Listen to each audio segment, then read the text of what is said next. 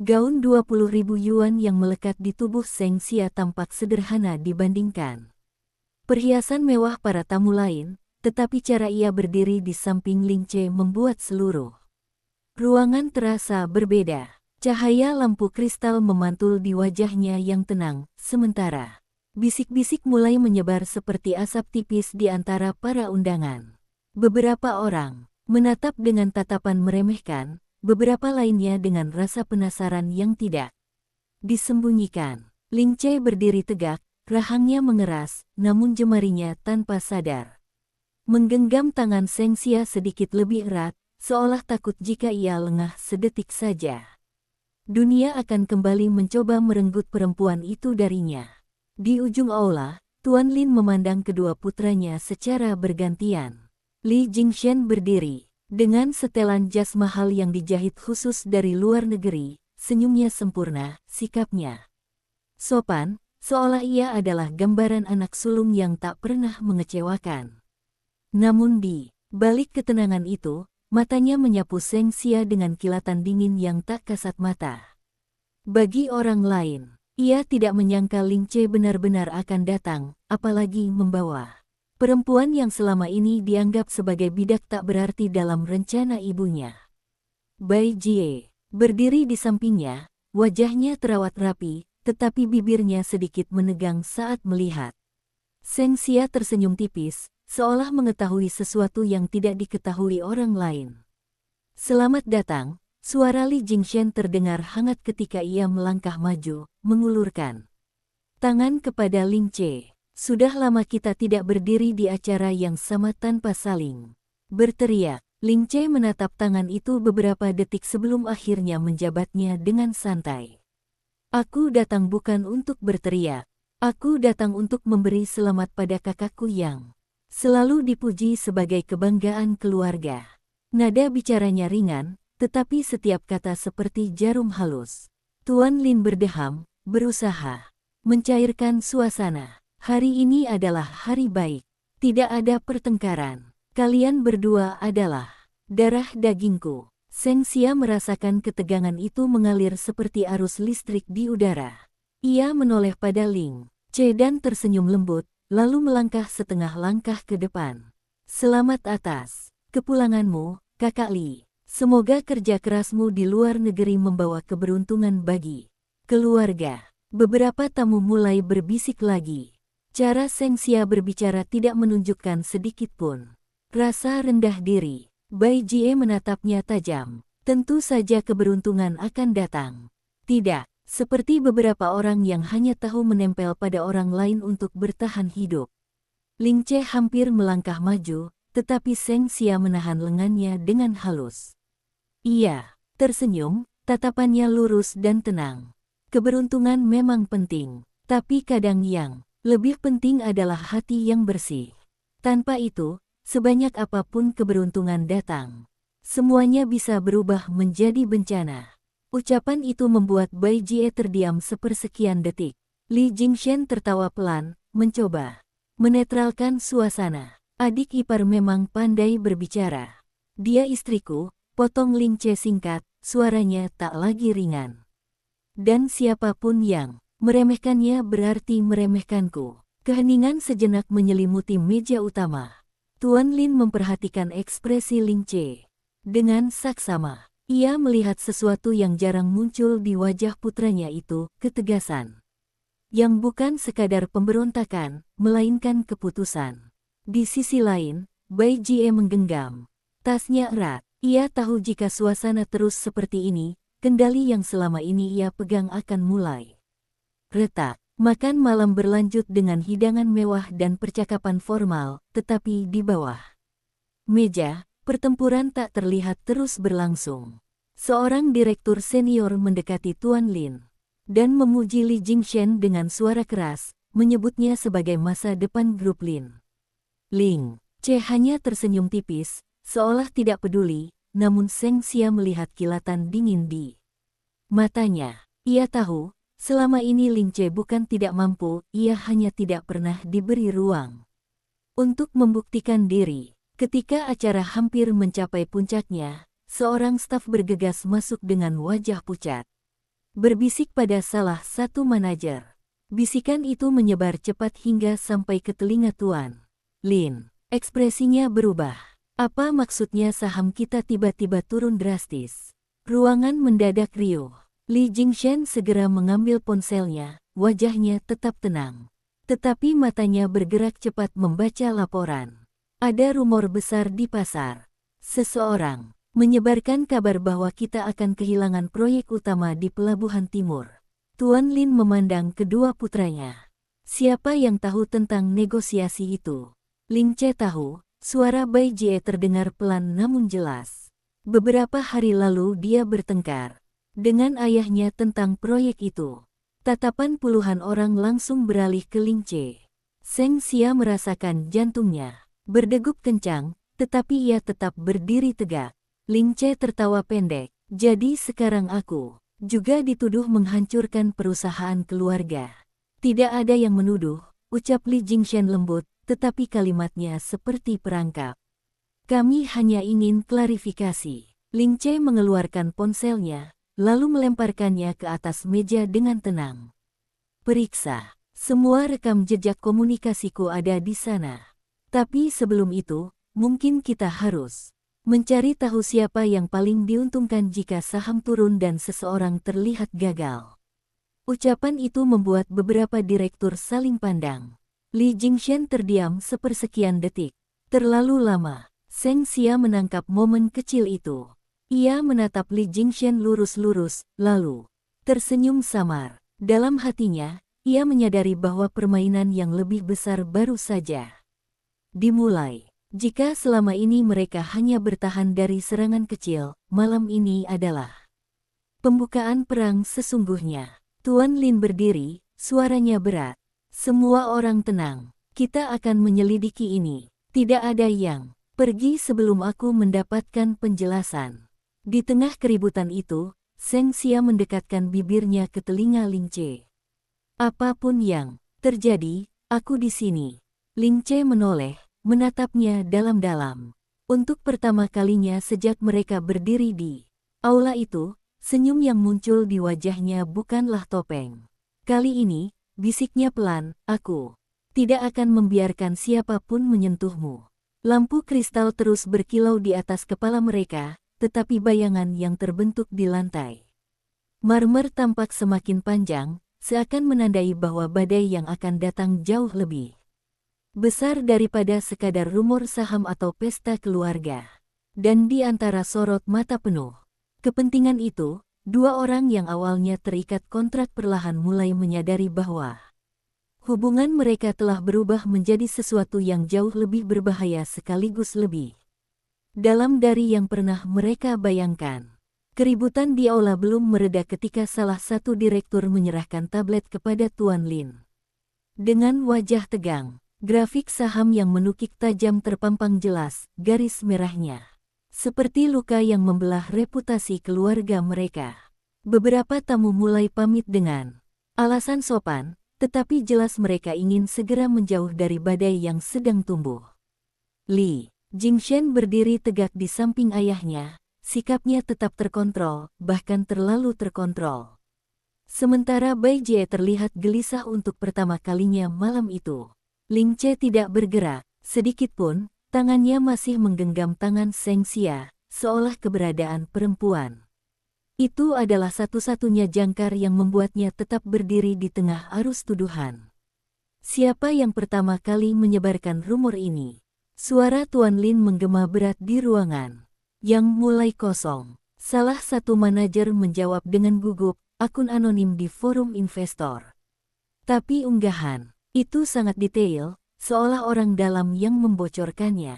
Semua mata kembali mengarah pada Ling Che. Bai Jie menghela napas panjang, pura-pura menahan emosi. Aku tidak ingin salah paham, tapi beberapa hari lalu Ling Che memang mempersoalkan proyek Pelabuhan Timur. Ia mengatakan proyek itu penuh risiko. Karena memang penuh risiko, potong Ling Che dingin. Dan aku mengatakannya di ruang rapat resmi, di hadapan semua orang. Kalau itu dianggap bocoran, berarti setiap direktur di sini juga tersangka. Beberapa direktur saling pandang, wajah mereka berubah. Li Jingshan mengangkat tangan, mencoba meredakan suasana. Tidak perlu saling menyalahkan. Yang penting sekarang adalah memulihkan kepercayaan pasar. Ayah, izinkan aku berbicara dengan beberapa pemegang saham utama malam ini juga. Tuan Lin menatap putra sulungnya dengan bangga yang tak bisa ia sembunyikan. Seng Xia menangkap ekspresi itu, lalu tanpa ragu melangkah setengah langkah ke depan. Tuan Lin, sebelum kita berbicara tentang memulihkan pasar, bukankah sebaiknya kita memastikan siapa yang mendapat keuntungan terbesar dari kekacauan ini? Suasana kembali hening. Bai Jie menatapnya tajam. Apa maksudmu? Mudah saja, lanjut Seng Xia dengan tenang, suaranya tidak keras tetapi cukup jelas untuk terdengar oleh semua orang yang tersisa. Jika saham turun dan proyek dianggap gagal, seseorang akan terlihat tidak kompeten.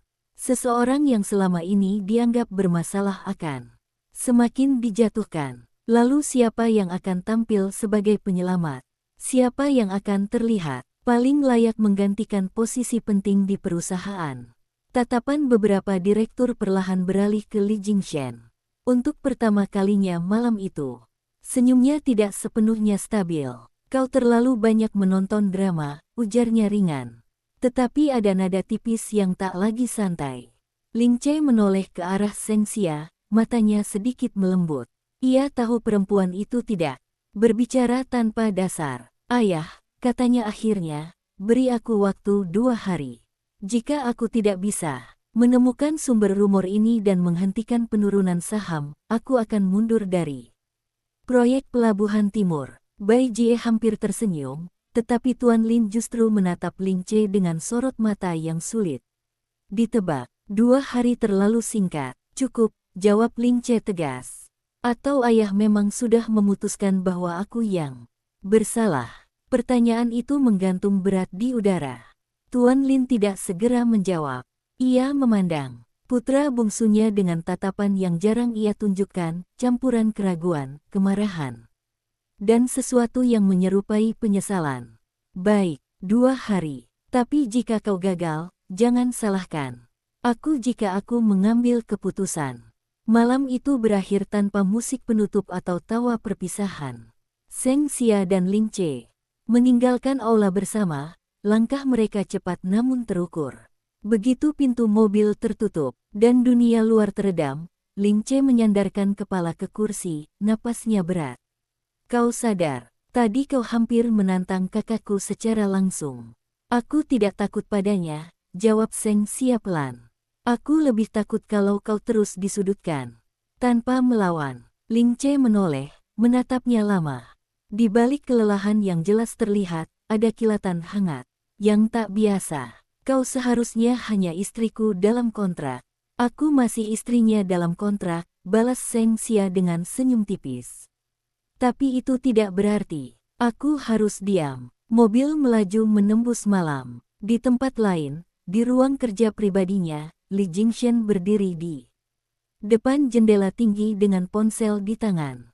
Percepat tahap kedua, ucapnya pelan pada seseorang di seberang sana. Jika dia ingin 2 hari, kita beri dia 1 hari untuk jatuh. Bai Jie masuk tanpa mengetuk, wajahnya tegang. Kau yakin ini tidak akan berbalik menyerangmu? Li Jingshan tersenyum tipis, kali ini tanpa topeng keramahan. Ibu, permainan ini sudah dimulai sejak lama. Kalau kita ragu sekarang, justru kita yang akan kalah. Sementara itu, di dalam mobil yang terus melaju, Seng Xia menerima pesan singkat dari nomor tak dikenal. Hanya 1 kalimat yang tertera di layar, jika kau ingin menyelamatkannya, datanglah sendiri besok pagi. Jantungnya berdegup lebih cepat, tetapi ia tidak menunjukkan apapun. Ia mematikan layar. Ponselnya perlahan menatap lurus ke depan. 2 hari yang dijanjikan Ling Che mungkin tidak akan berjalan seperti yang mereka kira. Dan untuk pertama kalinya, ia menyadari bahwa untuk melindungi pria di sampingnya, ia mungkin harus melangkah sendirian ke dalam jebakan yang telah disiapkan dengan sangat rapi. Pagi belum sepenuhnya terang ketika Seng Xia sudah berdiri di tepi jalan, mengenakan mantel tipis yang menyembunyikan kegelisahan di balik wajahnya yang tenang.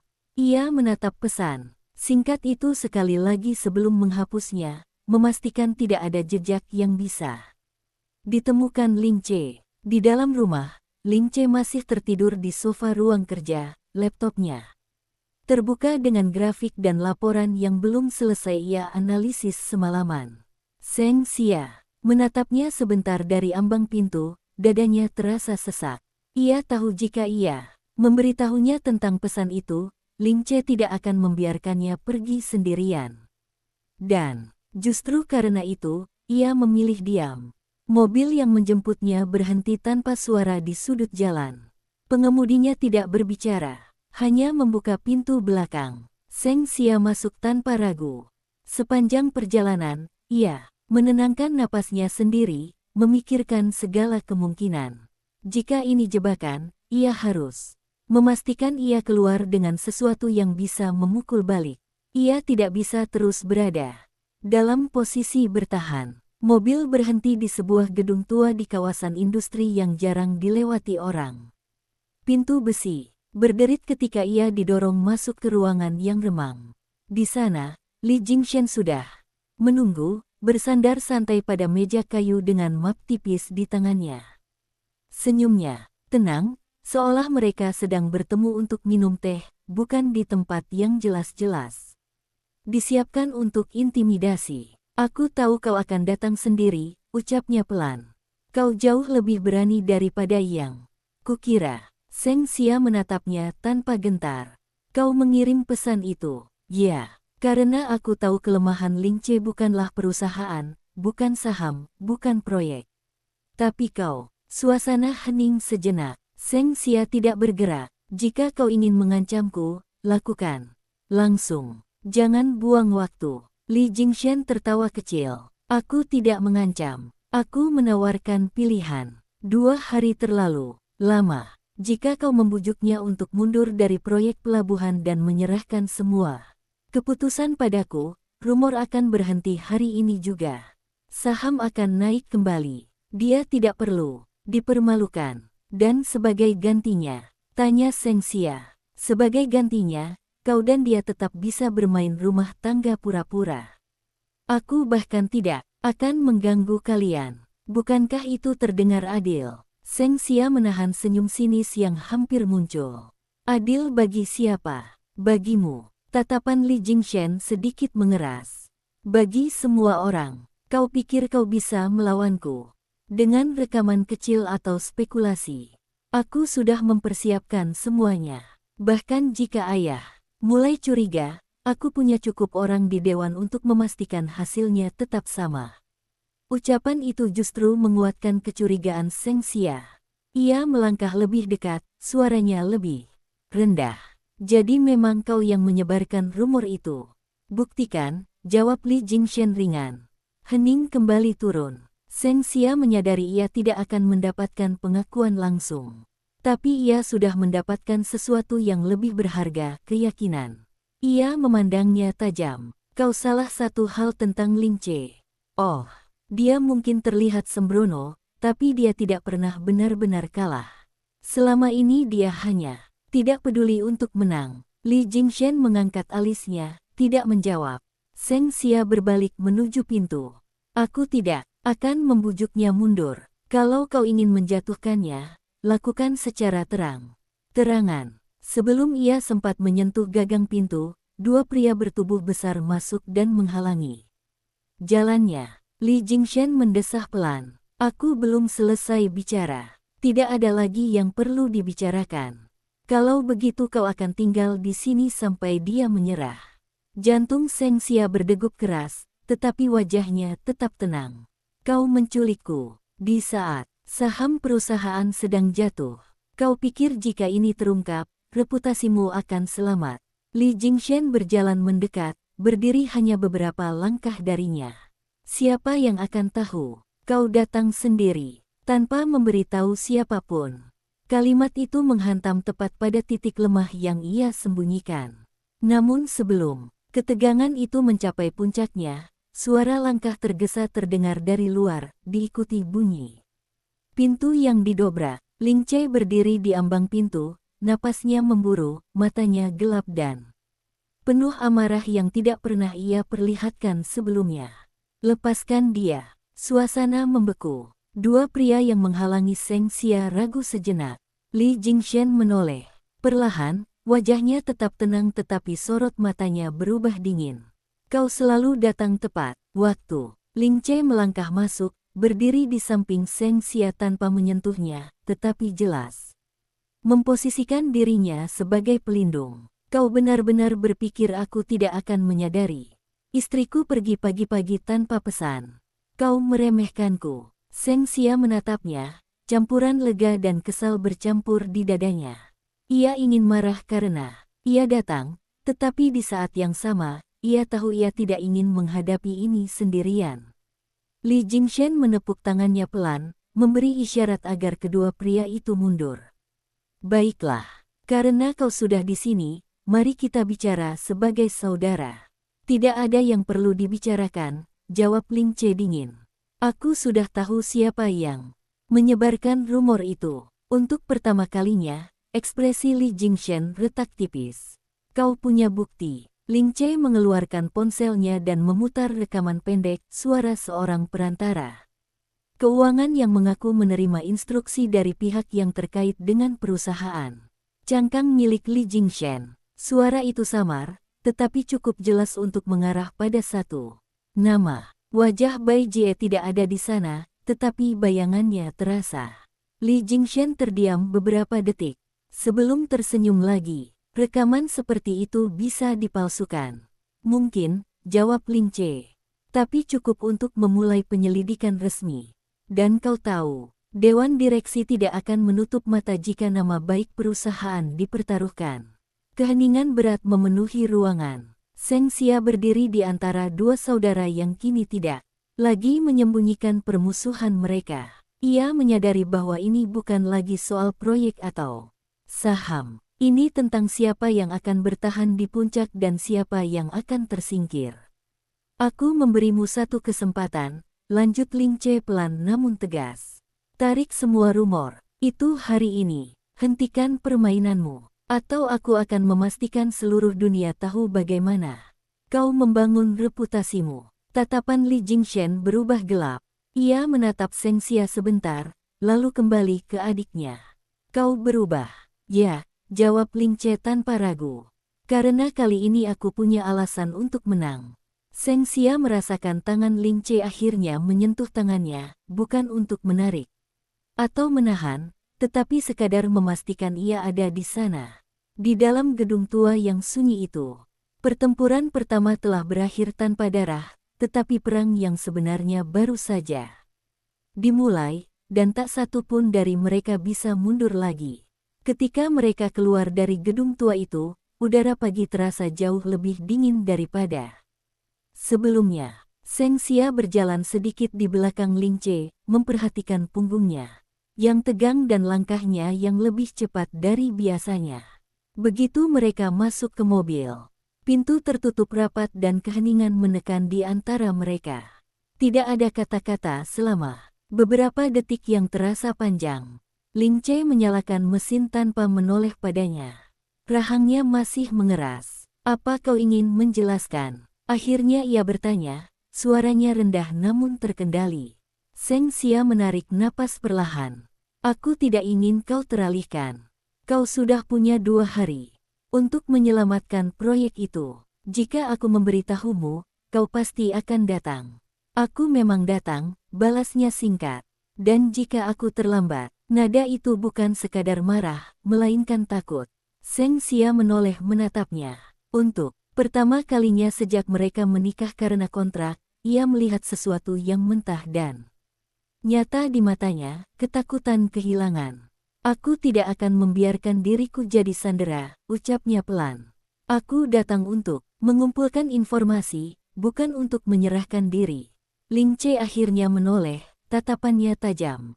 Kau bukan alat pengintai, kau istriku. Kata itu menggantung di udara, tidak lagi terdengar seperti istilah kontrak. Seng Xia terdiam. Sesaat, lalu tersenyum tipis.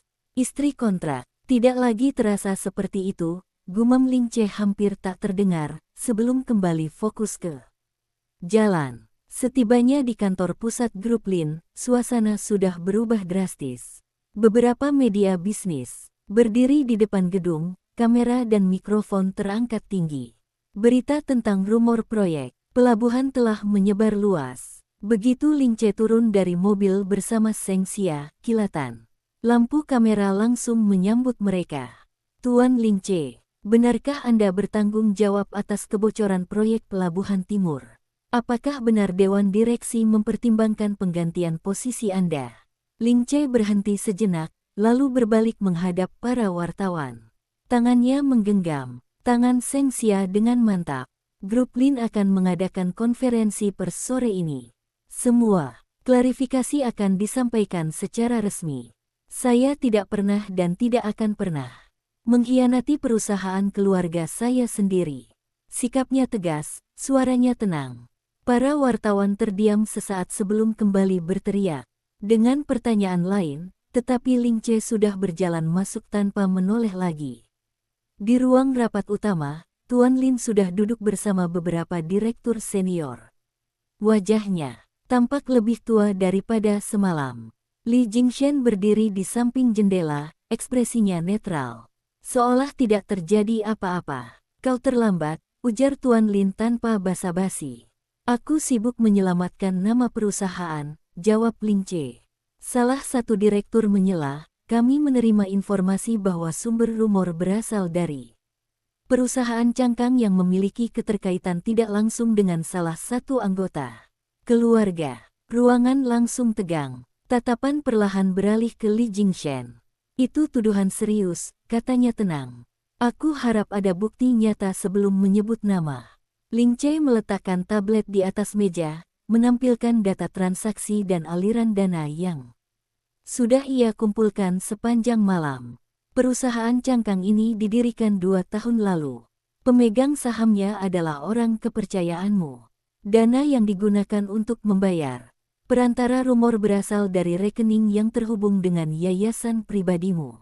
Keheningan mencekam memenuhi ruangan. Bai Jie yang baru saja masuk hampir kehilangan keseimbangan ketika mendengar itu. Ini fitnah, serunya. Kalian sengaja menjebak Jingshen. Jika ini fitnah, jawab Seng Xia tiba-tiba, suaranya jelas meski ia bukan anggota dewan. Maka penyelidikan independen tidak akan merugikan siapapun.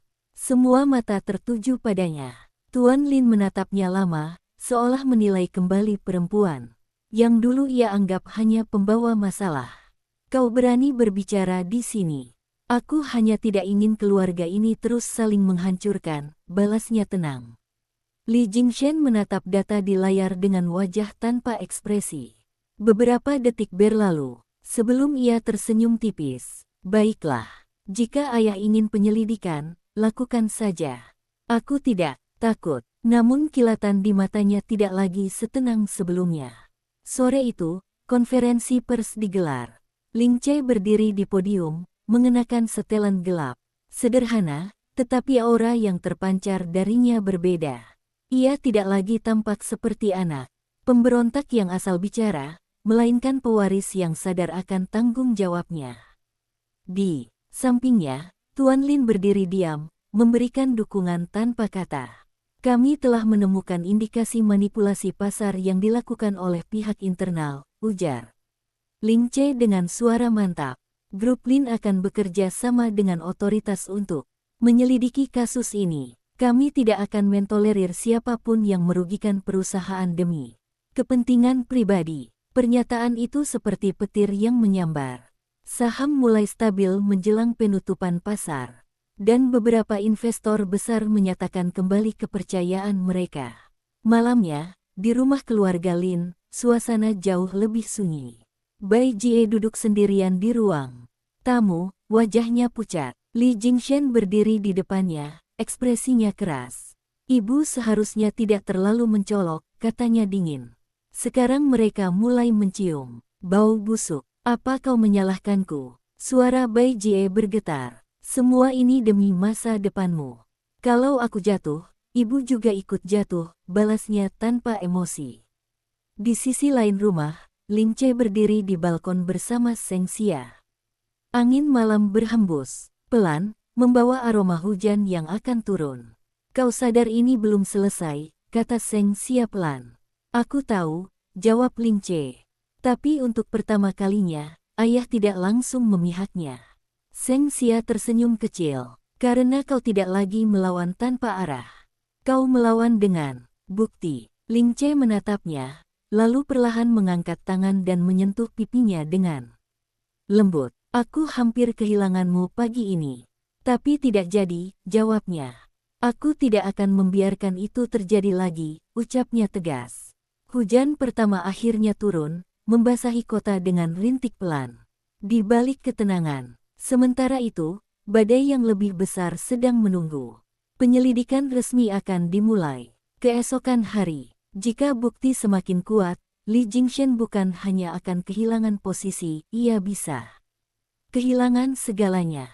Dan ketika seseorang yang terbiasa menang merasa terpojok, ia tidak akan berhenti tanpa perlawanan terakhir yang mungkin jauh lebih berbahaya daripada semua yang telah terjadi sebelumnya. Keesokan paginya, berita tentang penyelidikan internal grup Lin memenuhi halaman utama media bisnis. Nama Li Jingshen belum disebut secara resmi, tetapi arah pemberitaan sudah cukup jelas untuk membuat para pemegang saham gelisah.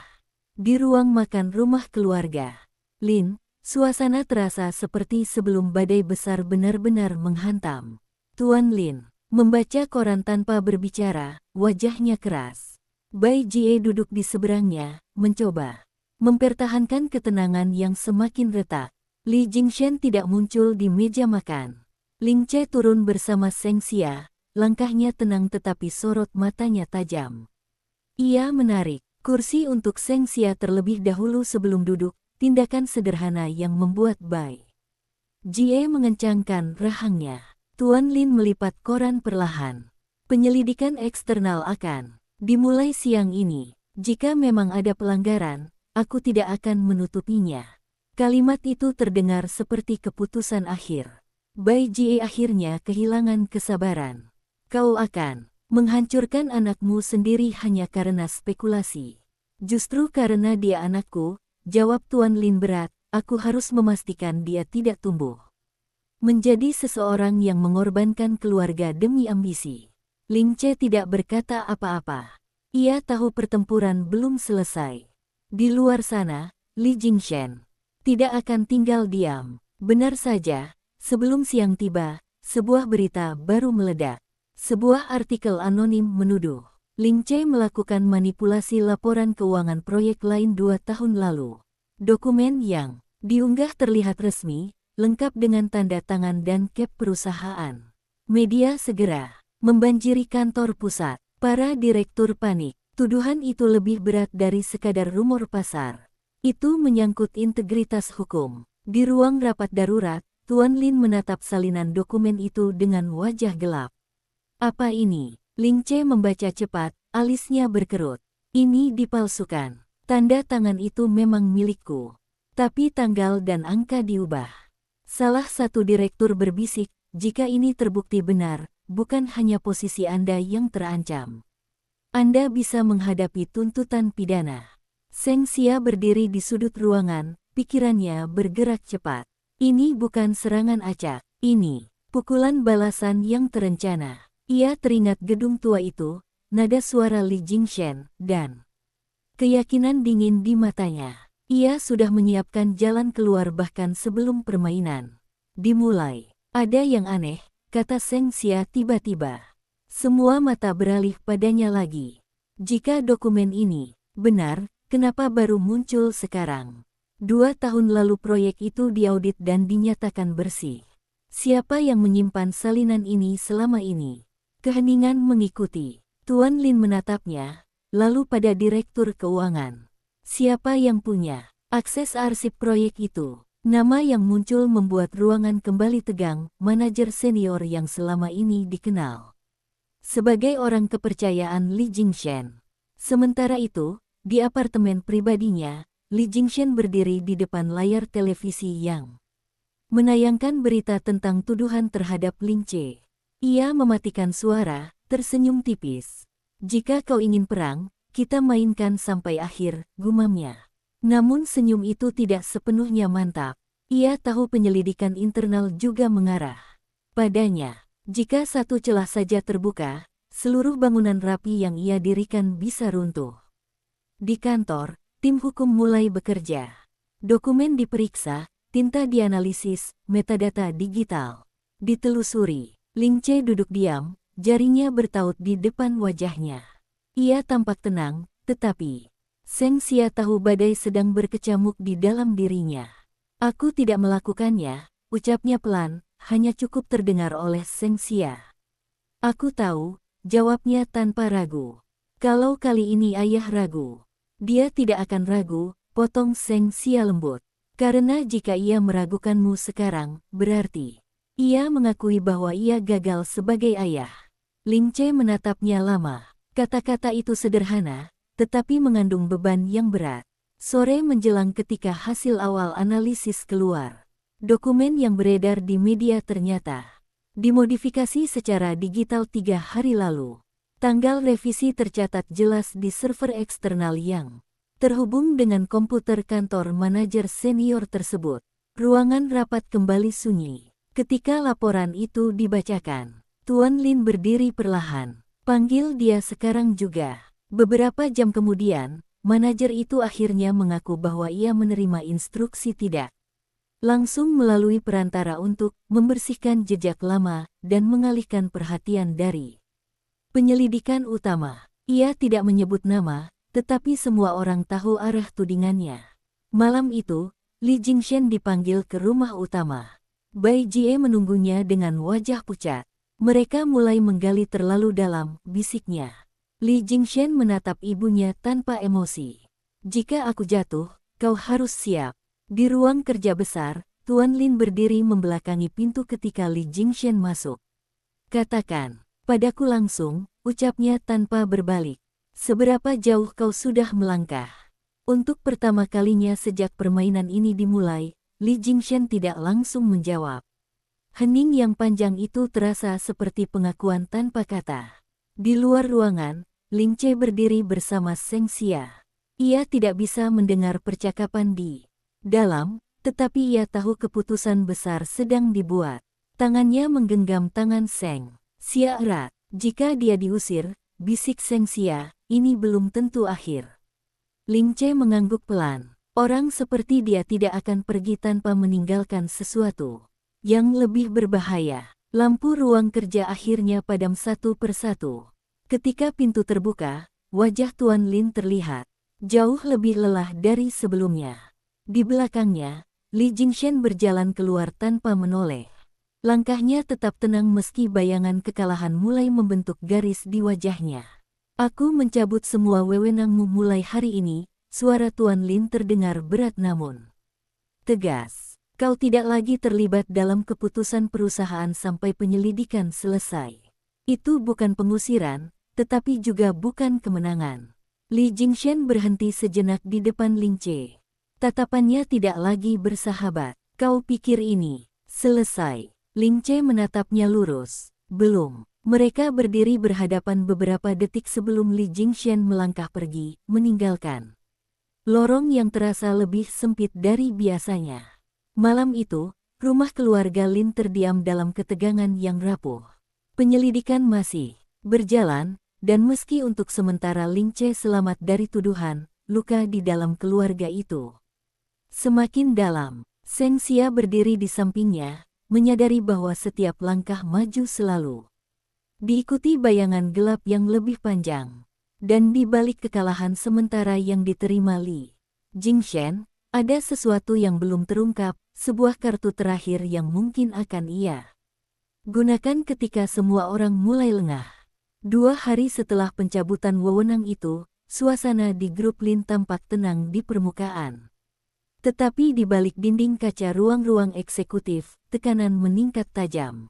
Penyelidikan internal mulai menemukan pola transaksi yang lebih dalam, namun setiap jalur yang mengarah langsung pada Li Jingshen selalu terputus tepat sebelum bukti menjadi mutlak. Seolah ada seseorang yang jauh lebih berpengalaman sedang membersihkan jejak dengan hati-hati. Ling C memahami satu hal yang membuatnya semakin waspada, kakaknya tidak bergerak.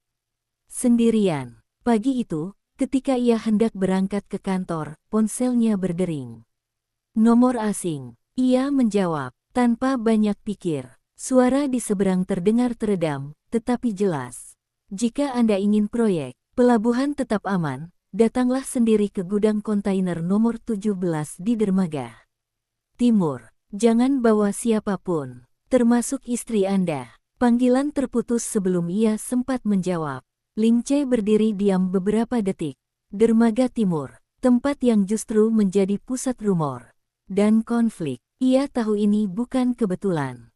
Namun kali ini, ia tidak berniat meninggalkan Seng Xia. Dalam kegelapan, ia berbalik dan mendapati Seng Xia sudah berdiri di belakangnya, menatap wajahnya yang berubah. Ada apa? Ling Ce tidak langsung menjawab. Ia tahu jika ia mengatakan kebenaran, ia akan menyeretnya ke dalam bahaya lagi. Tetapi menyembunyikannya hanya akan mengulang kesalahan yang sama. Seseorang ingin bertemu di dermaga. Sendirian. Seng Xia menatapnya tanpa berkedip. Kita pergi bersama. Mereka secara khusus menyebut namamu, ujarnya pelan. Justru itu alasannya aku harus ikut, balasnya tegas. Jika ini jebakan, mereka ingin memisahkan kita. Ling Ce terdiam. Beberapa detik kemudian, ia mengangguk singkat. Baik, tapi kau tetap di mobil sampai aku memberi tanda. Perjalanan menuju dermaga terasa lebih sunyi dari biasanya. Kabut tipis menyelimuti laut, membuat barisan kontainer berwarna kusam tampak seperti dinding raksasa yang bisu. Angin asin menusuk kulit. Tidak ada pekerja terlihat di sekitar kontainer nomor 17. Ling Ce turun lebih dulu, langkahnya mantap. Seng Xia tetap di dalam mobil, tetapi matanya tidak lepas dari punggungnya. Ia bisa merasakan firasat buruk merayap perlahan. Ketika Ling Ce mencapai pintu kontainer, suara klik logam terdengar dari belakang. Beberapa pria muncul dari balik tumpukan kontainer, mengelilinginya dalam jarak yang cukup untuk memutus jalur mundur. Dari sisi lain, sosok yang ia kenal melangkah maju dengan tenang. Li Jingshen. Ia mengenakan mantel gelap, wajahnya tenang seperti biasa, seolah ini hanya pertemuan bisnis biasa. Aku tahu kau akan datang. Berhenti bermain sandiwara, jawab Ling Ce dingin. Apa yang kau inginkan? Kesepakatan terakhir, ujar Li Jingshen santai. Ayah mulai goyah. Dewan direksi terbelah. Jika aku jatuh sepenuhnya, perusahaan akan terpecah. Investor asing yang selama ini bekerja denganku akan menarik dana. Kau mungkin menang secara moral, tapi perusahaan akan hancur. Ling Ce menatapnya tajam. Jadi ini ancaman. Ini kenyataan, balasnya. Tanda tangani pengunduran dirimu dari proyek pelabuhan dan setujui restrukturisasi sesuai rencanaku. Aku akan menghentikan semua serangan, termasuk tuduhan lama yang belum kau ketahui. Ling Ce menyipitkan mata. Tuduhan apa? Li Jingshen tersenyum tipis. Kau benar-benar tidak tahu. Beberapa transaksi lama atas namamu bisa saja ditafsirkan berbeda jika dibawa ke meja hukum. Kalimat itu membuat Seng Xia yang mendengarkan dari dalam mobil mengepalkan tangan. Iya, tahu ini lebih dari sekadar intimidasi. Ini adalah upaya terakhir untuk memaksa Ling Ce menyerah dengan tekanan psikologis. Ling Ce melangkah lebih dekat. Kau menggunakan perusahaan sebagai sandera. Aku menggunakan apa yang perlu digunakan, jawab Li Jingshen datar. Seperti yang selalu kau lakukan dengan emosimu. Hening sesaat, angin berdesir di antara kontainer. Tiba-tiba, suara sirene polisi terdengar dari kejauhan, semakin mendekat dengan cepat. Wajah Li Jingshen berubah untuk pertama kalinya. Ia menoleh ke arah suara itu, lalu kembali menatap adiknya. Kau membawa polisi. Ling Ce tersenyum tipis. Kau pikir aku datang tanpa rencana. Mobil patroli memasuki area dermaga. Beberapa petugas turun dengan cepat. Para pria yang Tadi mengepung Ling Che mundur, ragu. Seng Xia turun dari mobil dan berjalan mendekat. Wajahnya tenang meski jantungnya berdetak keras. Seseorang melaporkan aktivitas mencurigakan di area terbatas, ujar salah satu petugas. Tegas, kami akan memeriksa semua orang di sini. Li Jingshen menatap Seng Xia, menyadari sesuatu. Kau, Seng Xia tidak mengelak. Kau sendiri yang mengajarkanku bahwa permainan ini tidak boleh dimainkan tanpa kartu cadangan. Ia memang mengirim pesan anonim ke polisi beberapa menit setelah mereka tiba di dermaga. Memperkirakan bahwa situasi bisa berubah menjadi kekerasan. Ketegangan memuncak ketika petugas meminta identitas dan mulai memeriksa area sekitar. Salah satu dari mereka menemukan koper kecil di dalam kontainer terbuka. Ketika dibuka, isinya bukan dokumen, melainkan sejumlah besar uang tunai dan perangkat komunikasi sekali pakai. Tatapan polisi langsung beralih ke Li Jingshen. Ini bukan milikku, katanya cepat, tetapi nadanya tak lagi setenang biasanya. Ling Che tidak berbicara. Ia hanya menatap kakaknya, menyadari bahwa kali ini garis pertahanan yang selama ini kokoh mulai retak. Petugas meminta semua pihak ikut ke kantor polisi untuk keterangan lebih lanjut. Saat tangan Li Jingshen disentuh untuk diminta ikut secara resmi, ia menoleh pada Ling Che sekali lagi. Tidak ada lagi senyum, hanya kebencian dingin. Kau belum menang, katanya pelan. Jika aku jatuh, kau juga akan terseret. Ling Che tidak membalas. Ia hanya berdiri di samping Seng Xia, merasakan tangannya menggenggamnya erat. Ia tahu ancaman itu bukan kosong. Jaringan yang dibangun Li Jingshen tidak mungkin sesederhana yang terlihat. Ketika mobil polisi membawa Li Jingshen pergi, kabut di dermaga mulai menipis, memperlihatkan garis laut yang samar di kejauhan. Seng Xia menatapnya dengan napas panjang. Ini belum selesai, katanya pelan. Ling Che mengangguk, tapi untuk pertama kalinya, dia yang berada di bawah. Ia menoleh pada Seng Xia, tatapannya lebih lembut dari sebelumnya. Kau selalu selangkah di depanku. Seng Xia tersenyum tipis. Tidak, aku hanya memastikan kau tidak berjalan sendirian. Namun jauh di balik ketenangan itu, mereka sama-sama tahu bahwa penangkapan di dermaga hanyalah pembukaan dari babak baru yang lebih berbahaya. Jika Li Jingshen benar-benar terpojok, ia mungkin akan mengungkap sesuatu yang bahkan belum mereka bayangkan. Rahasia yang bisa mengguncang bukan hanya perusahaan, tetapi fondasi keluarga Lin itu sendiri. Malam setelah insiden di dermaga, berita penahanan sementara Li Jingshen menyebar cepat. Media tidak menyebutkan detail koper berisi uang tunai, tetapi spekulasi bermunculan seperti api yang menyambar ladang kering. Harga saham grup Lin sempat bergetar, lalu anehnya justru stabil menjelang penutupan pasar, seolah para investor lebih memilih kepastian konflik daripada ketidakjelasan yang berlarut-larut. Di rumah utama keluarga Lin, suasana mencekam. Bai Jie duduk kaku di ruang tamu, wajahnya pucat, ponselnya bergetar tanpa henti oleh panggilan yang tak ingin ia jawab. Tuan Lin berdiri di depan jendela besar, punggungnya tampak lebih membungkuk dari biasanya. Ketika Ling Che dan Seng Xia masuk, ia tidak langsung berbalik. Apa yang sebenarnya terjadi di dermaga? Tanyanya dengan suara berat. Ling Che menjelaskan tanpa menambahkan dramatisasi. Ia tidak menyebut jebakan secara langsung, hanya fakta, panggilan misterius, pertemuan, koper, polisi. Ia tidak menyebut bahwa Seng Xia lah yang menghubungi aparat, tetapi tatapan Tuan Lin sempat berhenti pada menantunya itu sejenak lebih lama dari biasanya. Bai Jie akhirnya berdiri, emosinya meledak.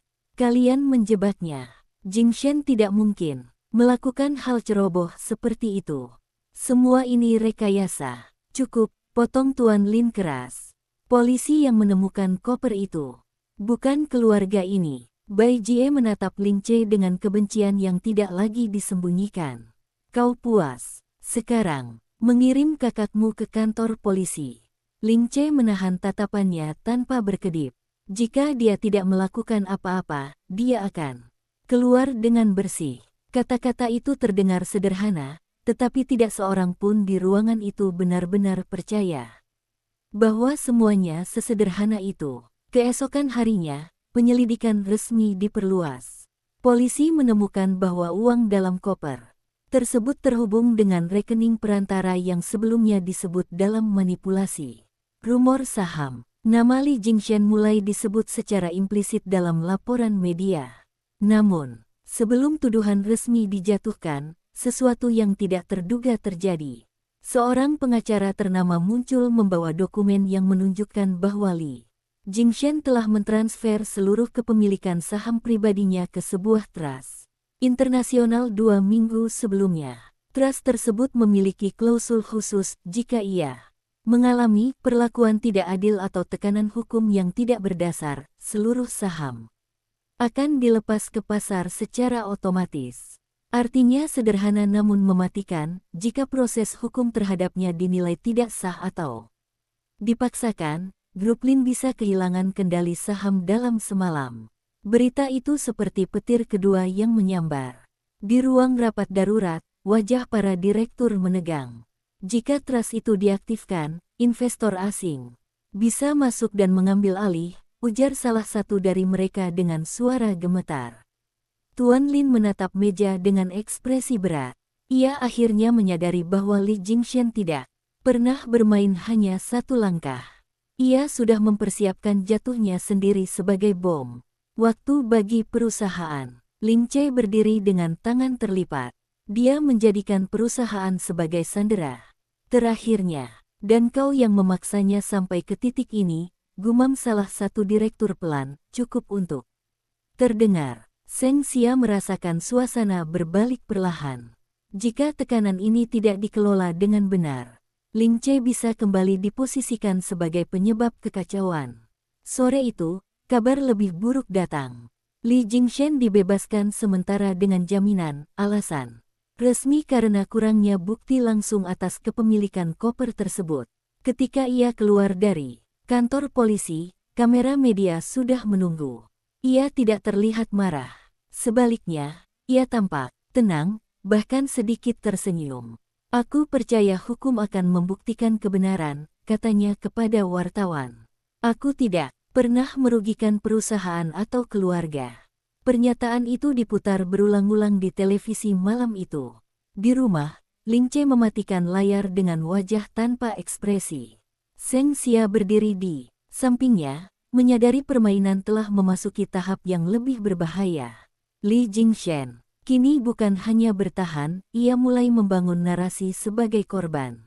Kita tidak bisa hanya menunggu hasil penyelidikan, ujar Seng Xia pelan. Dia punya trust itu sebagai senjata. Jika ia merasa benar-benar terpojok, ia akan mengaktifkannya.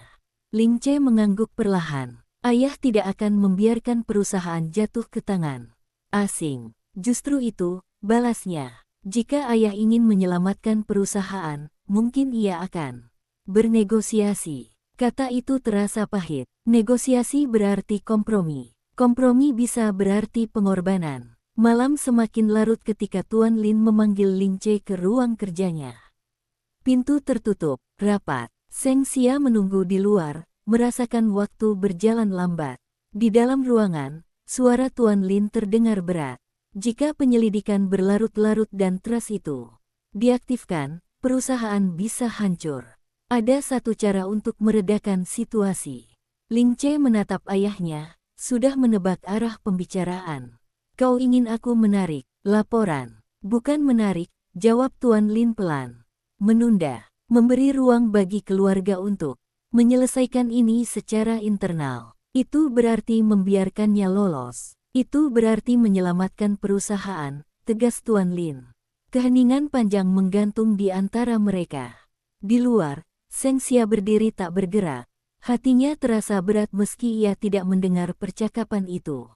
Ia tahu keputusan yang akan diambil malam ini bisa mengubah segalanya. Beberapa menit kemudian, pintu terbuka. Ling Che keluar dengan wajah yang sulit ditebak.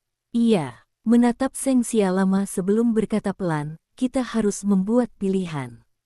Pilihan itu bukan lagi tentang siapa yang menang atau kalah. Ini tentang apakah mereka rela mengorbankan keadilan demi kestabilan, atau mempertahankan kebenaran dengan risiko menghancurkan segalanya. Dan di tempat lain, di apartemennya yang sunyi, Li Jingshan berdiri di depan jendela dengan ponsel di tangan. Ia tidak tersenyum, tetapi matanya bersinar tipis. Ia tahu tekanan sekarang berada di sisi mereka. Jika keluarga memilih menyelamatkan perusahaan, ia akan tetap berdiri. Jika mereka memilih menjatuhkannya, ia akan menyeret semuanya turun bersamanya. Permainan belum berakhir. Kini bukan hanya tentang dua saudara yang saling menjatuhkan, melainkan tentang harga yang harus dibayar ketika ambisi, darah, dan kekuasaan saling bertabrakan tanpa sisa belas kasihan. Ling Che tidak langsung menjawab pertanyaan yang belum sempat diucapkan Seng Xia. Ia hanya berjalan melewatinya, menuju balkon yang gelap, membiarkan pintu kaca terbuka sedikit sehingga angin malam masuk bersama bau hujan yang tertahan di udara. Beberapa detik berlalu sebelum Seng Xia menyusul dan berdiri di sampingnya. Ayah ingin kau menunda laporan itu, katanya pelan, bukan bertanya, melainkan memastikan. Ling Che tersenyum tipis tanpa humor. Dia menyebutnya menyelesaikan secara internal.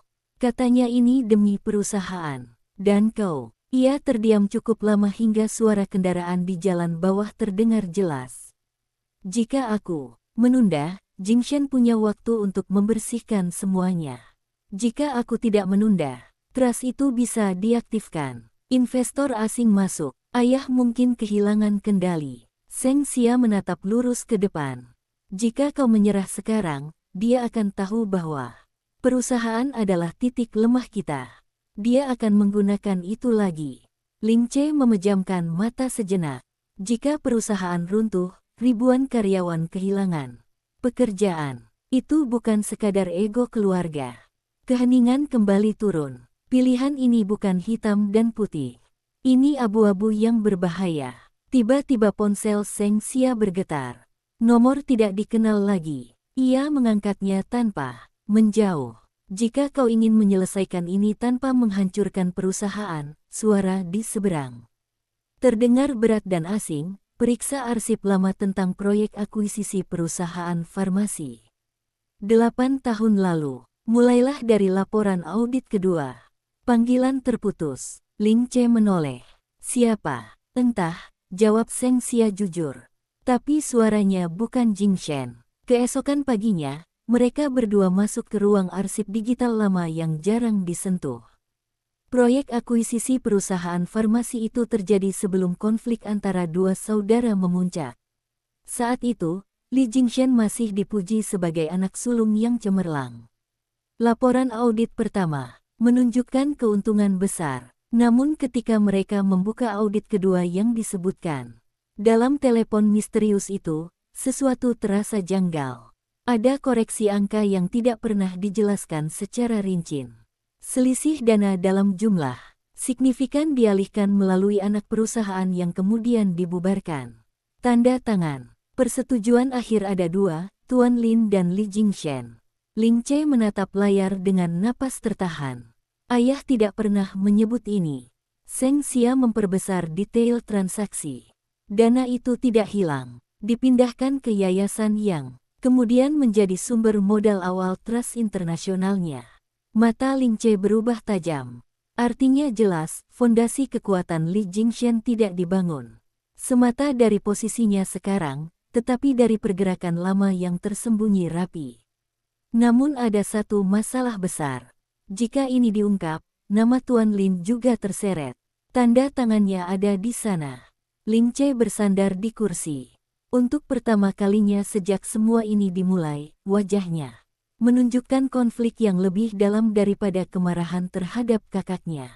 Jika aku membawa ini ke publik, ayah akan ikut jatuh. Seng Xia tidak langsung menjawab. Ia tahu inilah inti permainan sebenarnya.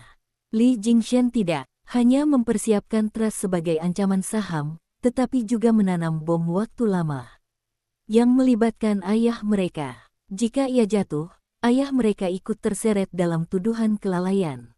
Atau bahkan keterlibatan. Dia sudah menghitung ini sejak lama, bisik Seng Xia.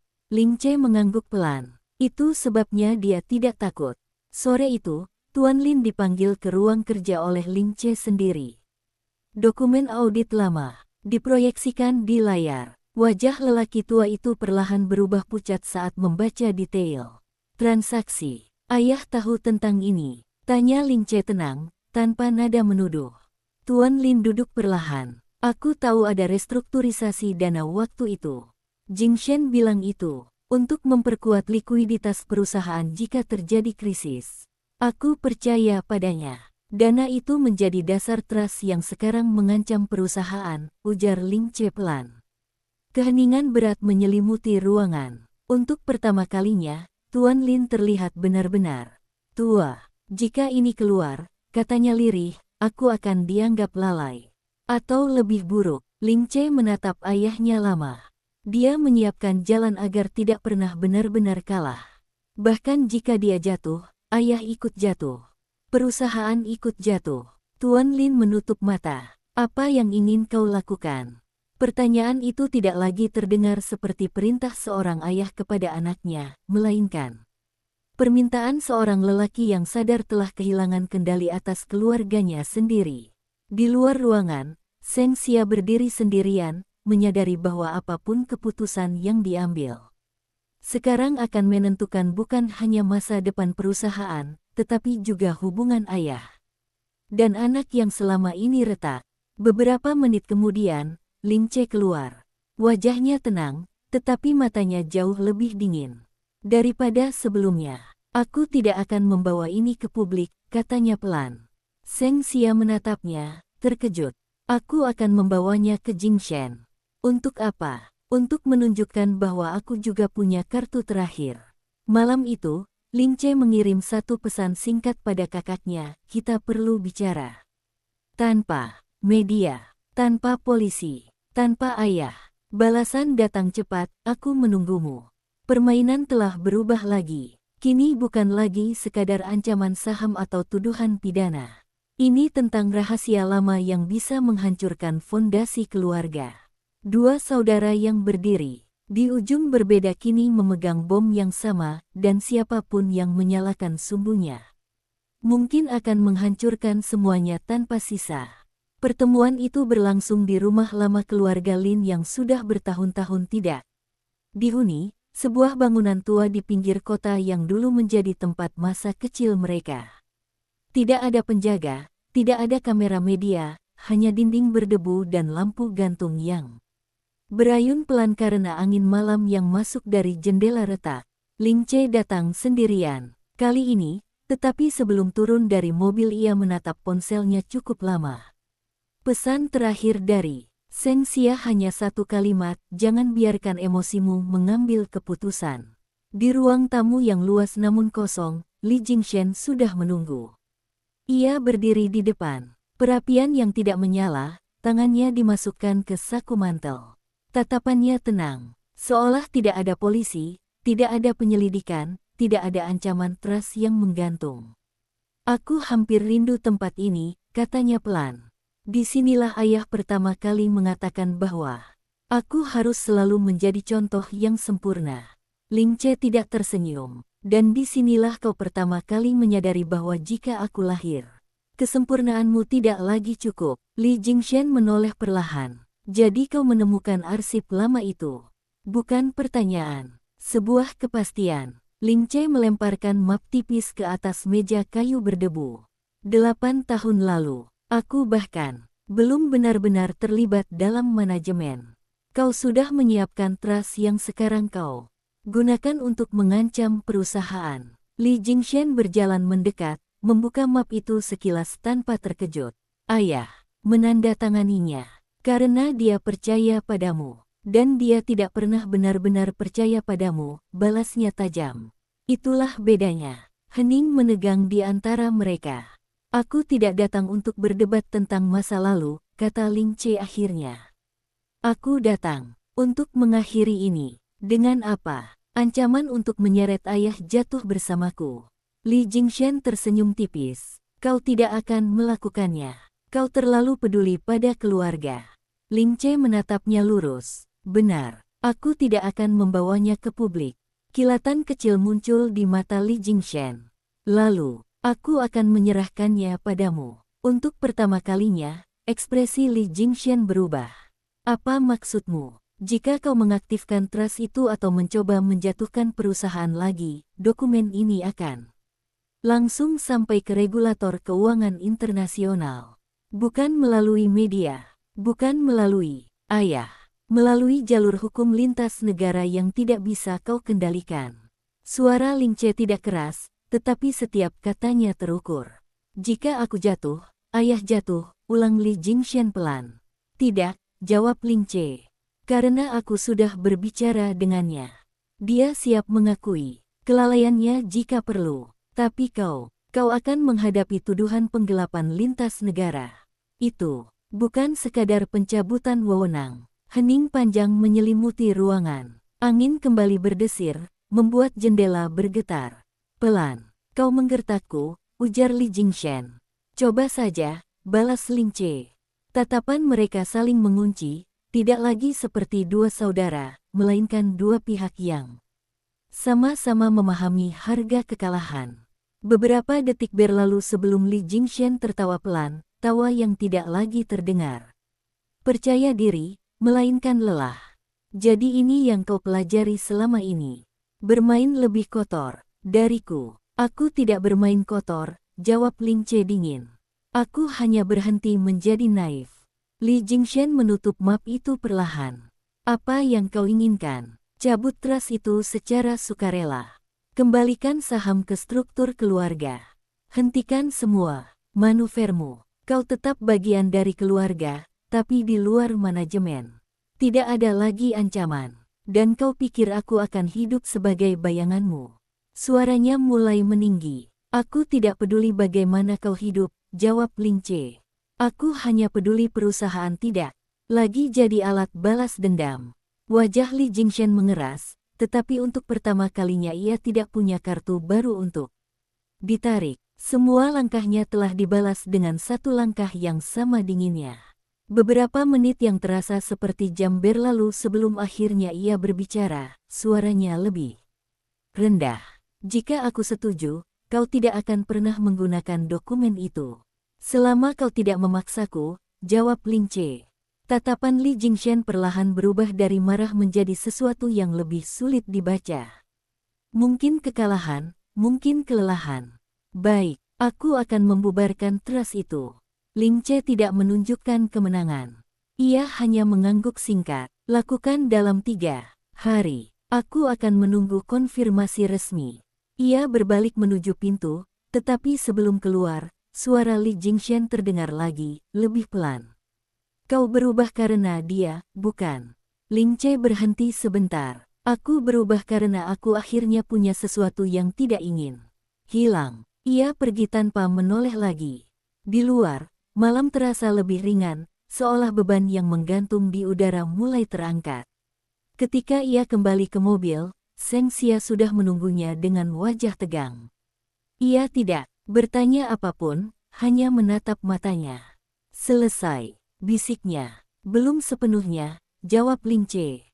Tapi dia akan mundur. Seng Xia menghembuskan napas panjang yang tidak ia sadari ia tahan. Dan ayah, dia tahu semuanya sekarang. Mobil melaju meninggalkan rumah tua itu. Di dalam bangunan yang mulai gelap kembali, Li Jingshan berdiri sendirian, menatap perapian kosong.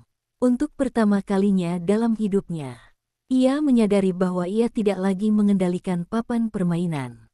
3 hari kemudian, pengumuman resmi keluar.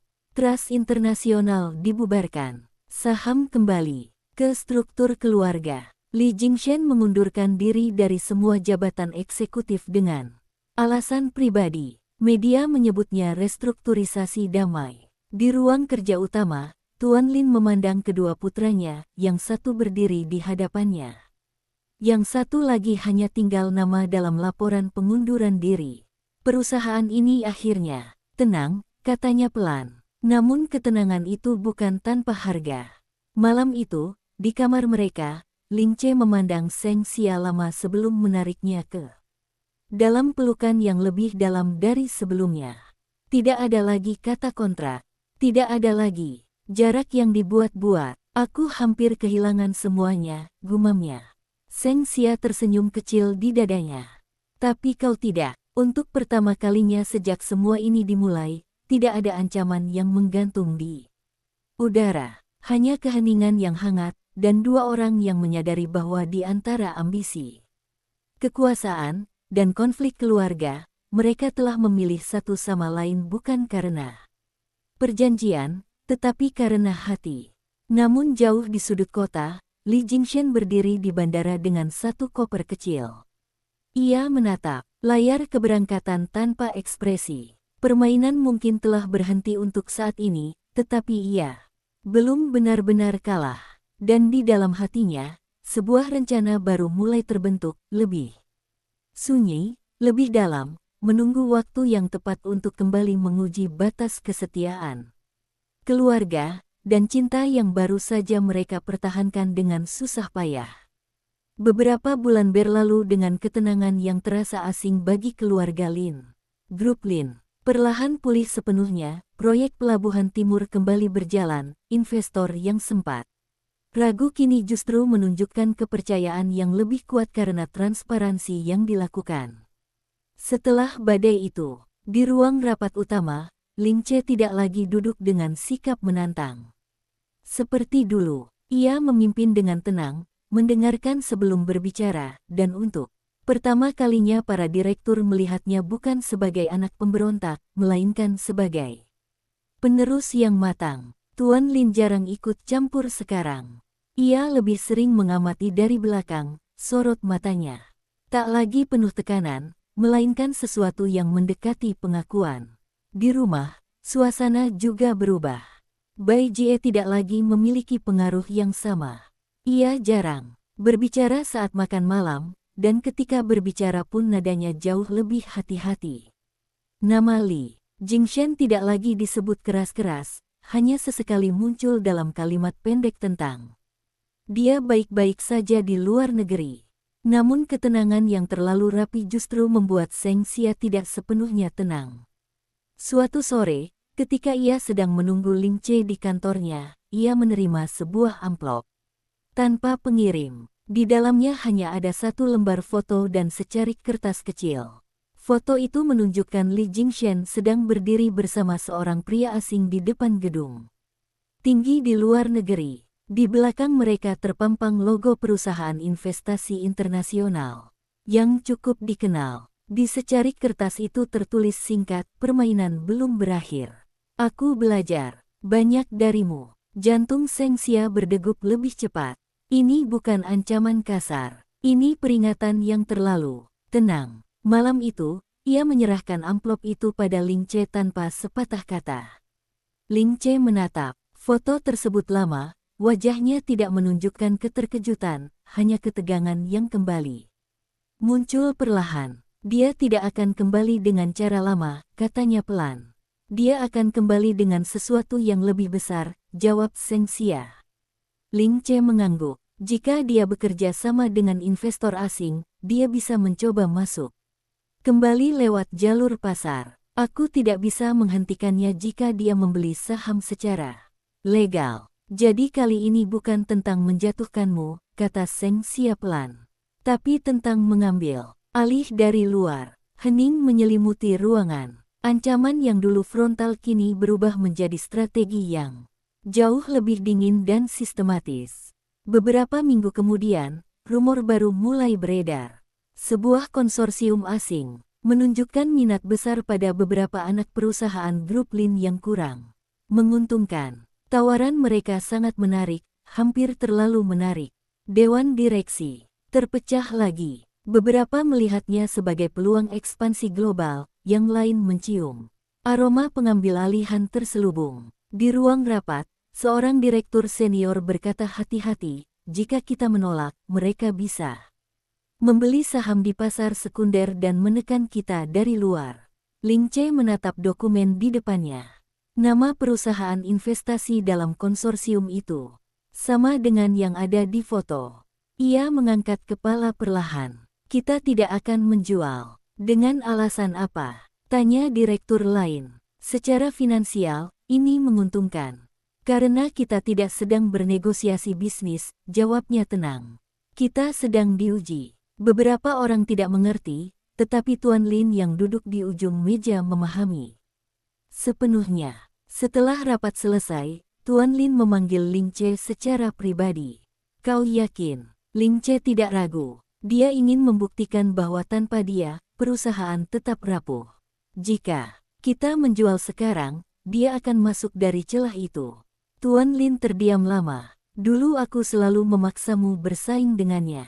Sekarang aku justru berharap kalian tidak pernah saling menghancurkan.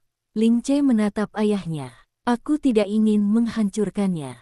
Tapi aku tidak akan membiarkannya menghancurkan kita. Malam itu, Seng Xia berdiri di balkon rumah mereka, menatap kota yang gemerlap. Ling Che mendekat dari belakang, memeluknya pelan. Jika dia kembali, bisiknya, kali ini mungkin lebih sulit. Seng Xia menoleh, senyum tipis muncul di wajahnya. Dulu kita bertahan karena terpaksa. Sekarang kita bertahan karena memilih. Ling Che menatapnya dalam-dalam. Tidak ada lagi kata kontrak, tidak ada lagi jarak formal. Hanya dua orang yang tahu bahwa ancaman mungkin akan selalu ada, tetapi fondasi yang mereka bangun kini berbeda. Beberapa hari kemudian, konsorsium asing secara resmi mengajukan permintaan pembelian saham dalam jumlah signifikan di pasar terbuka. Media mulai berspekulasi tentang kemungkinan perubahan struktur kepemilikan grup Lin. Harga saham naik tajam karena euforia pasar. Di luar negeri, di ruang kantor tinggi dengan dinding kaca, Li Jingshen berdiri memandangi layar yang menampilkan grafik saham yang bergerak naik. Senyumnya tipis, lebih dewasa, lebih terkendali. Kali ini, gumamnya pelan, aku tidak akan menyerang dari dalam.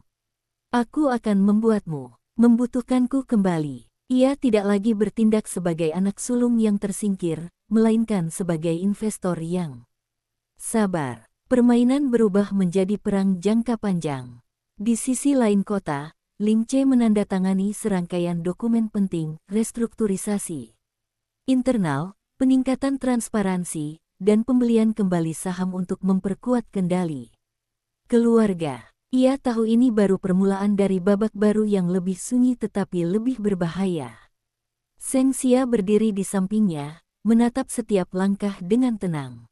Permainan belum berakhir. Ia hanya berubah bentuk, dan kali ini, bukan lagi tentang siapa yang lebih cerdas atau lebih licik, melainkan tentang siapa yang memiliki ketahanan paling panjang ketika keluarga, kekuasaan, dan cinta diuji tanpa henti oleh ambisi yang tak pernah benar-benar padam.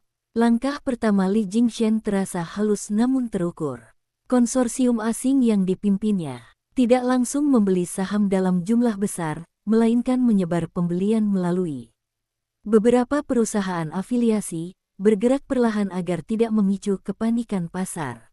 Grafik kepemilikan berubah sedikit demi sedikit, hampir tak terlihat bagi publik, tetapi cukup jelas bagi tim analis internal grup Lin. Suatu pagi, laporan kepemilikan saham terbaru diletakkan di meja Ling Che. Angkanya membuat ruangan terasa lebih dingin. Konsorsium itu telah menguasai hampir 12% saham melalui berbagai jalur tidak langsung. Jika mereka mencapai 20%, ujar Direktur Keuangan dengan suara tegang, mereka bisa meminta kursi di dewan. Ling Che membaca laporan itu tanpa mengubah ekspresi. Kita percepat program pembelian kembali saham, tapi itu akan menguras kas cadangan. Lebih baik kas terkuras daripada kendali hilang, jawabnya tenang. Di sisi lain kota, di kantor cabang internasional yang megah, Li Jingshen duduk bersama beberapa mitra asing. Ia tidak lagi terlihat seperti anak keluarga yang berusaha membuktikan diri, melainkan eksekutif global yang berbicara dengan angka dan proyeksi jangka panjang. Kita tidak perlu mayoritas, katanya dalam pertemuan tertutup. Kita hanya perlu cukup suara untuk mempengaruhi arah. Ia tahu Ling Che akan bereaksi. Dan reaksi itu akan menguras sumber daya. Sementara itu, tekanan mulai terasa di dalam rumah keluarga Lin. Beberapa direktur senior mulai mempertanyakan keputusan agresif Ling Che membeli kembali saham dalam jumlah besar. Kita mengambil risiko likuiditas, kata salah satu dari mereka dalam rapat tertutup. Jika pasar berbalik, kita tidak punya bantalan. Tuan Lin mendengarkan tanpa menyela. Ia melihat bayangan masa lalu, dua putra yang saling menyerang, kini dengan senjata yang lebih halus. Setelah rapat, ia memanggil Ling Che. Kau sadar bahwa ini bisa menjadi perang yang melelahkan. Aku sadar, jawab Ling Che. Dan jika dia menunggu sampai kita kehabisan tenaga. Ling Che terdiam sejenak. Dia tidak akan hanya menunggu. Dia akan mencoba sesuatu yang membuat kita terlihat salah. Kata-kata itu terbukti hanya beberapa hari kemudian. Sebuah laporan investigasi media tiba-tiba muncul, menyoroti proyek ekspansi baru grup Lin di sektor teknologi hijau. Laporan itu mempertanyakan transparansi tender dan menyiratkan adanya konflik kepentingan antara salah satu direktur dan pemasok utama. Tidak ada bukti langsung, tetapi cukup untuk memicu keraguan publik. Harga saham bergetar. Di kantor, suasana kembali tegang.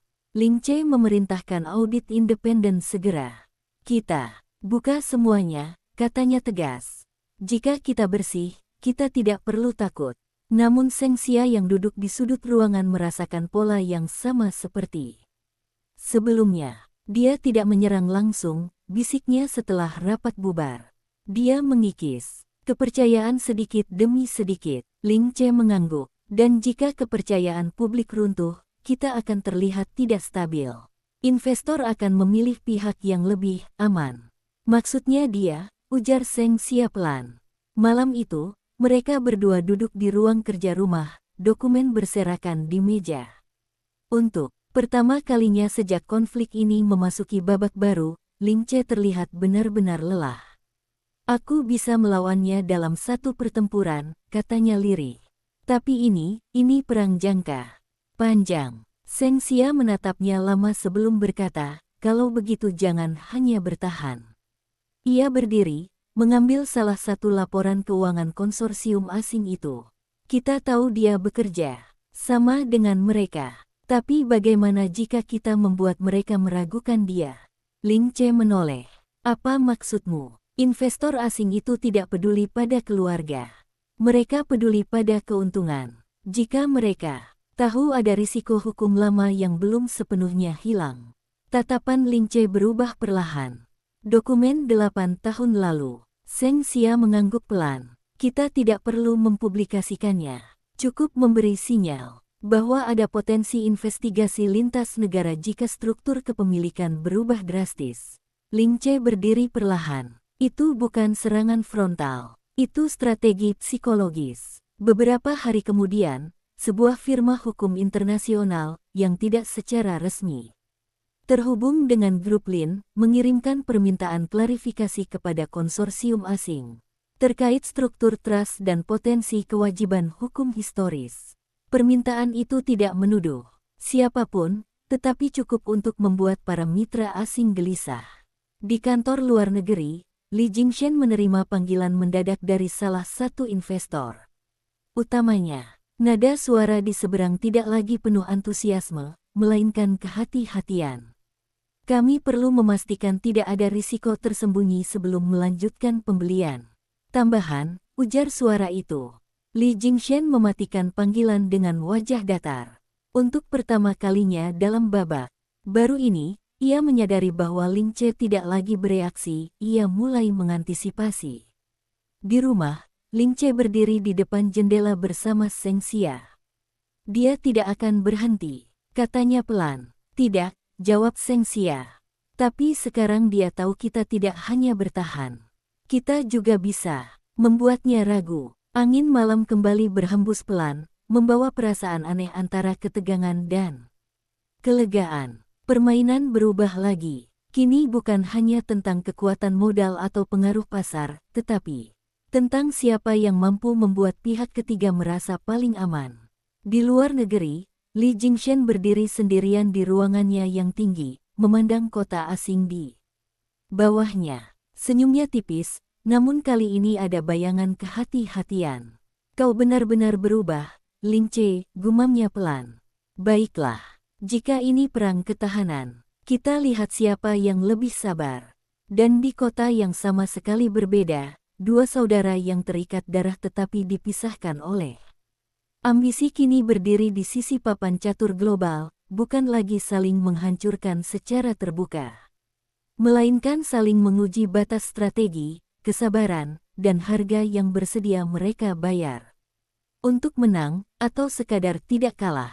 Beberapa minggu berikutnya, pasar bergerak seperti lautan yang tampak tenang di permukaan, namun menyimpan arus kuat di bawahnya. Konsorsium asing tidak menambah kepemilikan secara agresif, tetapi juga tidak mundur. Mereka menunggu. Grup Lin memperkuat transparansi, merilis laporan audit tambahan, membuka akses informasi lebih luas dari biasanya. Para analis mulai menyebut perusahaan itu sebagai contoh tata kelola yang terlalu bersih untuk diserang. Namun perang tidak pernah berhenti hanya karena satu pihak berhenti bergerak. Suatu pagi, Tuan Lin menerima surat resmi dari regulator keuangan luar negeri. Isinya sederhana namun berbahaya, permintaan klarifikasi atas transaksi lintas negara yang melibatkan yayasan lama keluarga Lin. Bukan tuduhan, tetapi cukup untuk membuka pintu penyelidikan formal. Ling Ce membaca surat itu dengan wajah tanpa ekspresi. Dia tidak langsung menyerang perusahaan, katanya pelan. Dia menyerang ayah. Tuan Lin duduk diam, jemarinya saling bertaut. Jika ini berkembang, reputasi keluarga akan tercoreng lagi. Seng Xia berdiri di samping Ling Ce, membaca baris demi baris. Ini balasan atas sinyal hukum yang kita kirim ke investornya. Ling Ce mengangguk. Dia tidak bisa menekan kita lewat saham, jadi dia menekan kita lewat nama keluarga. Rapat darurat digelar. Tim hukum menyatakan bahwa dokumen lama memang bisa dipertanyakan secara prosedural, meski tidak ada bukti penggelapan langsung. Namun dalam dunia bisnis internasional, persepsi sama pentingnya dengan fakta. Beberapa direktur mulai gelisah. Jika regulator asing mulai menyelidiki, harga saham bisa terpukul lagi. Ling Ce berdiri perlahan. Kita tidak menyembunyikan apapun. Kita bekerja sama sepenuhnya. Tapi itu berarti membuka kembali semua arsip lama, ujar salah satu direktur. Buka, jawabnya tegas. Lebih baik kita yang membuka daripada orang lain. Setelah rapat, Seng Xia mendekatinya. Kau tahu dia ingin memaksamu ke posisi defensif. Lagi, aku tahu, balasnya pelan. Tapi kali ini aku tidak akan terpancing. Malam itu, ketika kota mulai sunyi, Ling Ce menerima panggilan video dari nomor internasional. Ia menjawab tanpa suara, layar menampilkan wajah Li Jingshan yang terlihat lebih kurus namun tetap tajam.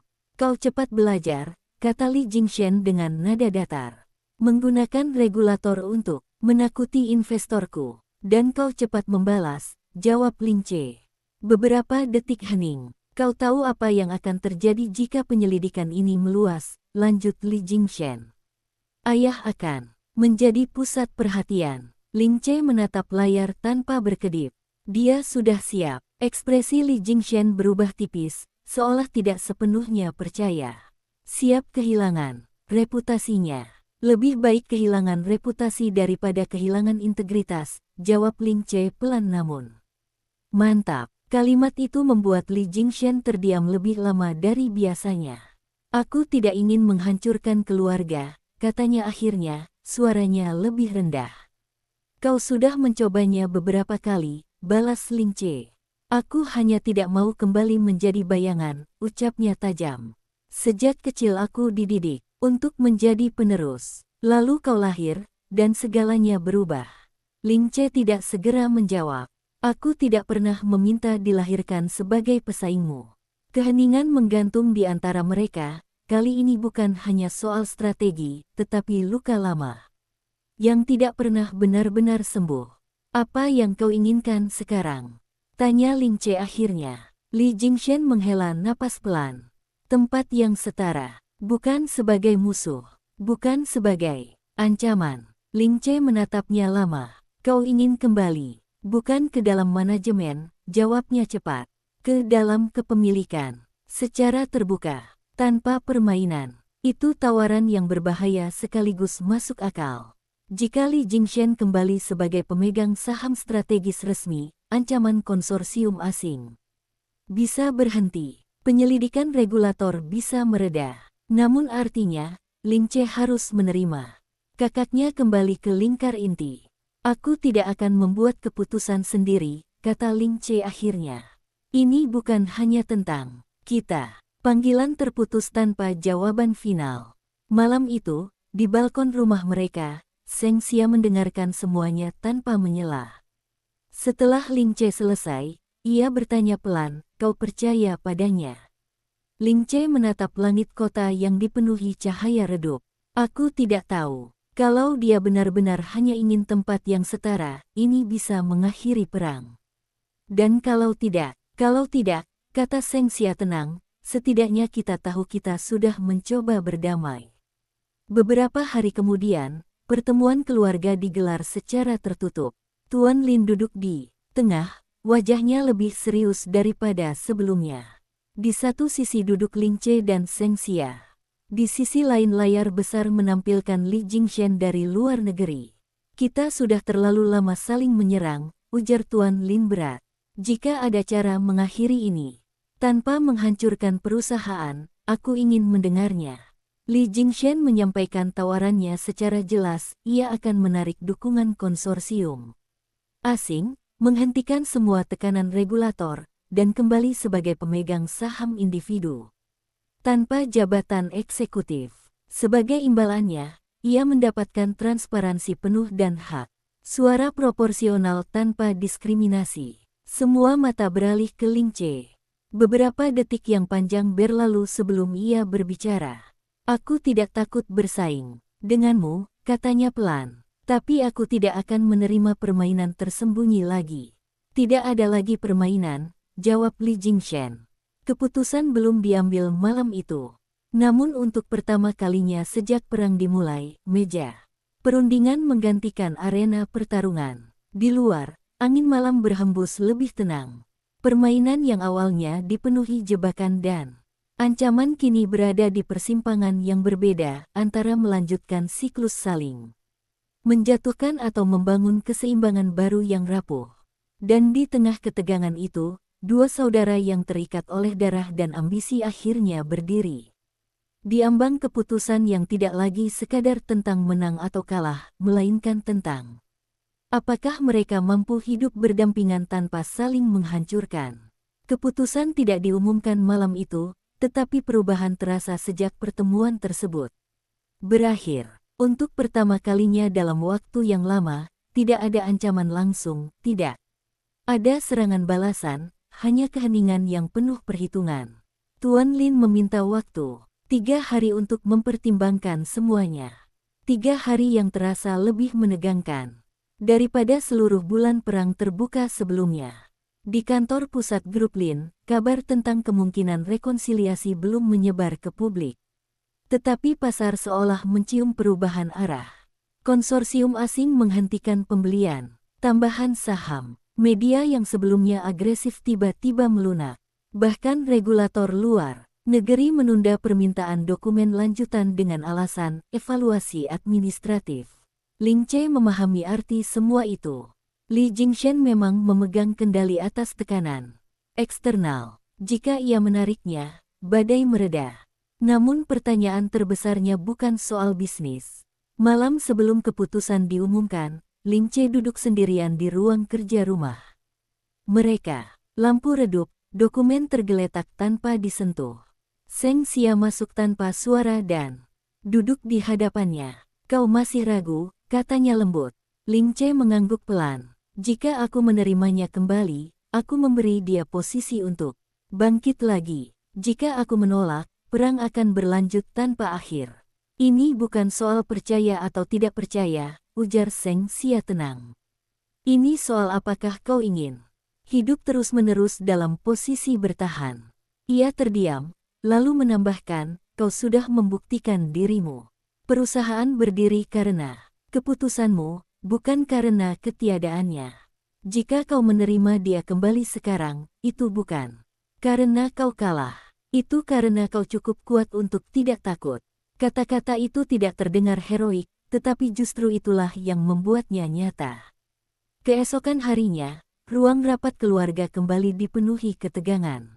Tuan Lin duduk di tengah, wajahnya serius. Li Jingshen kembali muncul di layar besar, tatapannya lebih tenang dari sebelumnya. Aku sudah membuat keputusan, ujar Tuan Lin akhirnya.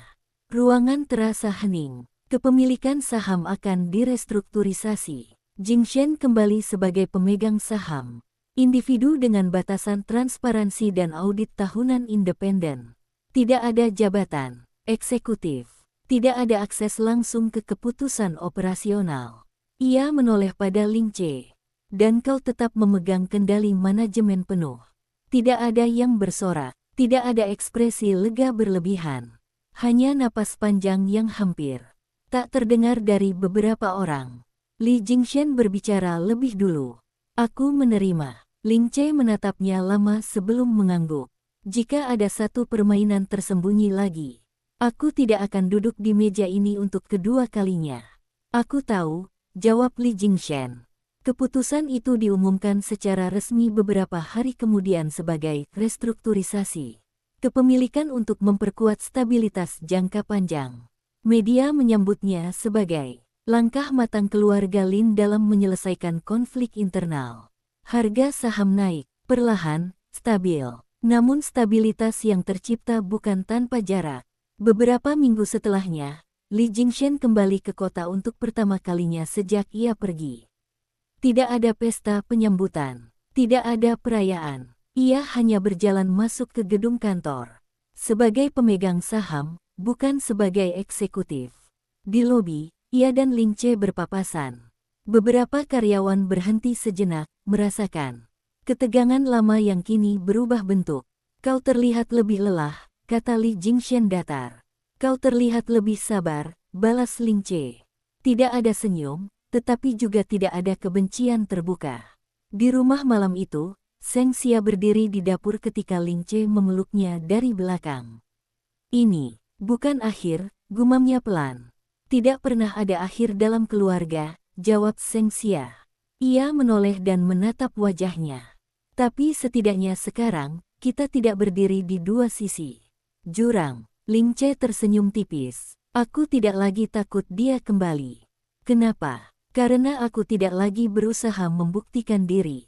Aku hanya menjalankan apa yang seharusnya kulakukan. Beberapa bulan berlalu, hubungan antara dua saudara itu tetap formal, dingin, tetapi stabil. Mereka jarang berbicara di luar rapat resmi. Tidak ada lagi sabotase, tidak ada lagi ancaman tersembunyi. Namun keduanya tahu bahwa keseimbangan ini rapuh dan harus dijaga dengan disiplin. Suatu malam, ketika Ling Che dan Seng Xia berjalan pulang setelah makan malam sederhana. Tanpa agenda bisnis, Seng Xia berhenti di tengah trotoar dan menatapnya. Dulu kita menikah karena kontrak, katanya pelan. Ling Che tertawa kecil. Kontrak yang paling mahal dalam hidupku. Sekarang, tanyanya. Ia menatapnya lama sebelum menjawab, sekarang aku bahkan tidak ingat di mana aku menyimpan kontraknya. Seng Xia tersenyum, bukan karena kalimat itu romantis, tetapi karena ia tahu itu jujur. Di gedung tinggi lain di kota yang sama, Li Jingshen berdiri sendirian di ruang kantornya yang baru. Ia melihat laporan keuangan yang menunjukkan stabilitas grup Lin. Tidak ada lagi gejolak besar. Tidak ada lagi celah mudah untuk menyerang. Ia mematikan layar dan menatap pantulan dirinya di kaca. Perang telah berubah menjadi keseimbangan. Ambisi tidak hilang, tetapi arah dan caranya berbeda. Dan di antara keluarga yang pernah hampir hancur oleh kekuasaan dan kecemburuan, kini berdiri sebuah struktur baru, bukan sempurna, bukan tanpa retakan, tetapi cukup kuat untuk bertahan. Permainan tidak lagi dimainkan dengan jebakan dan penghancuran, melainkan dengan pengawasan dan batas yang jelas. Untuk pertama kalinya, keluarga Lin tidak hidup dalam bayang-bayang kehancuran, melainkan dalam kewaspadaan yang matang. Dan di tengah semua itu, cinta yang awalnya lahir dari kesepakatan perlahan menjadi satu-satunya hal yang tidak lagi membutuhkan strategi untuk dipertahankan. Beberapa bulan berikutnya, kehidupan keluarga Lin mulai menata diri kembali dengan ritme yang berbeda. Ling Che lebih banyak menghabiskan waktu di kantor untuk memastikan seluruh proses bisnis berjalan lancar, tetapi tidak lagi terlalu keras pada diri sendiri. Zheng Xia tetap di sisinya, tidak hanya sebagai pendamping, tetapi juga sebagai penasihat yang selalu siap memberi perspektif tenang di tengah tekanan. Mereka berdua belajar bahwa keseimbangan ini, rapuh, dan kewaspadaan harus selalu hadir, tetapi untuk pertama kalinya sejak lama. Ketegangan itu tidak